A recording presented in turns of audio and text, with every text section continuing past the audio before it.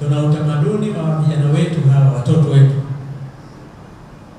kuwapeleka kwenye viwanja vya sikukuu wakafurahi na wao, si vibaya, lakini kwanza tuwapeleke maeneo yanayostahili. Tusiwapeleke maeneo ambayo hayakukubalika kisheria. Lakini na namna ya kuwapeleka, tusiwaruhusu wakaenda peke yao. Sisi wazazi tuwasimamie, au kama una kijana wako mkubwa, wale wadogo aende nao kama kuna ulazima wa kwenda. Tusiwaache watoto wadogo wa kike na wa kiume wakaenda huko peke yao. Watawafanya huko hutakuwa na control nayo, lakini wakienda na mtu ambaye ni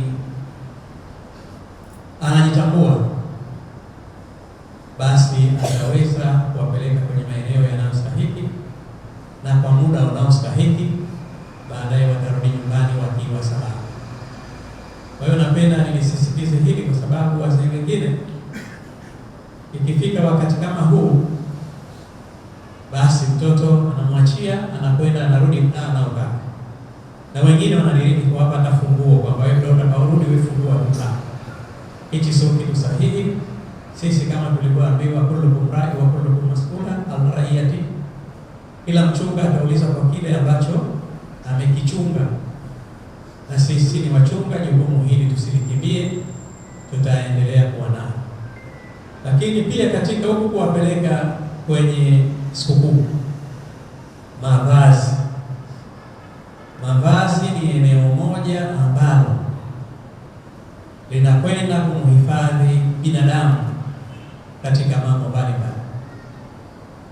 Watoto wetu tuwavalishe vizuri. Tukisema vizuri, yale mavazi ambayo yanakubalika Kiislamu. Tuendelee kuiombea nchi yetu na taifa letu kwa ujumla. Tuombee viongozi wetu, Rais wa Jamhuri ya Muungano wa Tanzania mama yetu Samia Suluhu Hassan, lakini tumuombee sana Rais wa Zanzibar, mwenyekiti wa Baraza la Mapinduzi Daktari Hussein Ali Mwinyi, lakini tujiombee na sisi wenyewe, wananchi sote kwa ujumla, ili nchi yetu Mwenyezi Mungu aendelee kuipa amani. Tuendelee kuishi na amani, tuendelee kuishi kwa ushirikiano, na tuendelee kuishi kwa mshikamano.